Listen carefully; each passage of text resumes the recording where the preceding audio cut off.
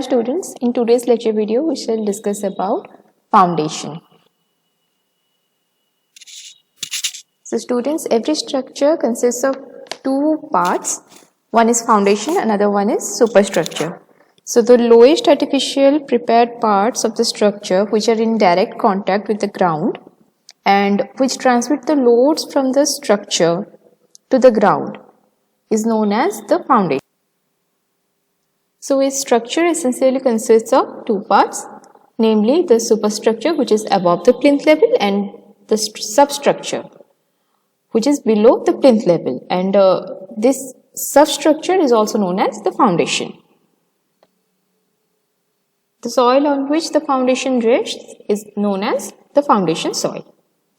So next, let's discuss about the objectives of foundation. A foundation is provided for the following purposes: to distribute the total load coming on the structure on a larger area, and it also helps to support the structure. It gives enough stability to the structure against various disturbing forces such as wind, rain, etc. And it prepares a level surface for concreting and masonry work. It is also provided for the structural safety against undermining or scouring due to the flood water, and it helps to prevent or minimize the cracks due to movement of moisture in case of weak soil. Then next we shall discuss about the types of foundation. So there are mainly two types of foundation. One is shallow foundation and another one is deep foundation. So a foundation is known as shallow foundation when the depth of foundation is less than the width of the foundation.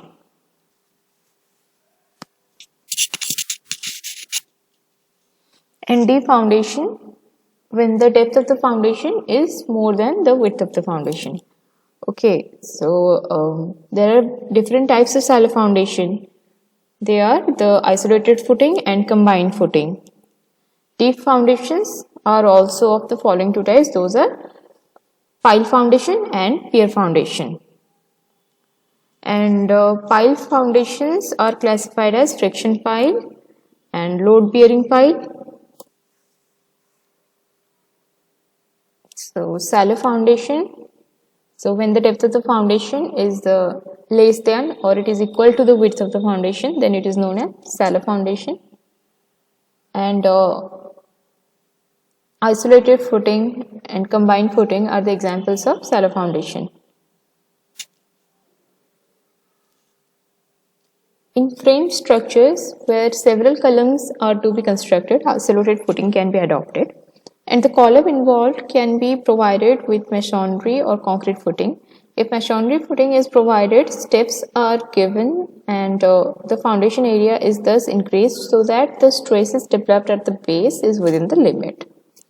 Okay, so in case of masonry footing, the projection of each step must be half brick thick and each step is made of 1 or 2 bricks put together. Concrete can be molded to any shape, hence concrete footing may be a sloping one to provide sufficient spread. So here you can see the figures of isolated footing. These are all figures showing isolated footing. Next one is the combined footing. So this is the type of footing which is adopted when the space between two columns is so small that the foundation for individual columns will overlap. So in that case, combined footing is provided. And combined footings are proportioned in such a way that the center of gravity of loads coincide with the center of gravity of the foundation. Hence, these footings have either a trapezoidal or rectangular shape. And here you can see the definition for footing. So footings are structural members used to support columns and walls and to transmit and distribute their loads to the soil in such a way that the load bearing capacity of the soil is not exceeded, and also excessive settlement, differential settlement or rotation are prevented, and adequate safety against overturning and sliding is maintained. So if we you are asked to differentiate between foundation and footing. You can mention all these definitions. So next one is the deep foundation, and a foundation is known as deep foundation if the depth of the foundation is more than the width of the foundation. And its example is pile foundation. So pile is a slender structural member consisting of steel or concrete or timber, and it is installed in ground to transfer the structural load to the soil at some significant depth below the base of the structure. Pile caps are thick slabs used to tie the group of piles together and to support and transmit the column loads to the pile. Here you can see the pile cap. So in pile foundation, loads are supported in two ways. If the load is supported by the effect of friction between the soil and the pile skin, then it is known as friction pile. Friction piles may be made of cast iron, cement, concrete, timber, steel, wrought iron, and composite materials. If the load is supported by resting the pile on a very hard stratum, then it is known as the load bearing pile. So load bearing piles are steel sheet piles, concrete piles, and timber piles. So here you can see two diagrams showing load bearing pile and friction piles. Here you can see the figure of an under-rimmed pile. So structures built on expansive soils such as black cotton soil often crack due to differential movement caused by the alternate swelling and shrinkage of soil. So under-rimmed piles are provided for a satisfactory solution to the above problem. The principle of this type of foundation is to transfer the load to a hard strata which has sufficient bearing capacity to take the load, and single and double under-rimmed piles may also be provided for foundation of structures in poor soil overlaying firm soil data. In such soils, if double rim piles are provided, both the under-rim shall rest within the firm soil data. So when one should use pile foundation?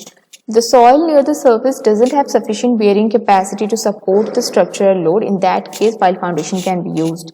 The estimated settlement of soil exceeds tolerable limits or the permissible limit. In that case, pile foundation can be used.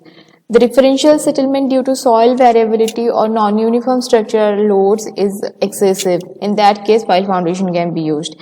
Excavations to construct a shallow foundation on a firm soil are difficult or expensive. In that case also, pile foundation can be used. So in this slide, you can see the distribution of soil pressure. You can see the soil pressure is distributed here in case of non-cohesive soil, that is in case of sand, and you can see the soil pressure distribution in case of cohesive soil here in this figure. So with this we have completed this chapter of foundation. So if you have got any queries, you can ask me in the official WhatsApp group. Thank you, students.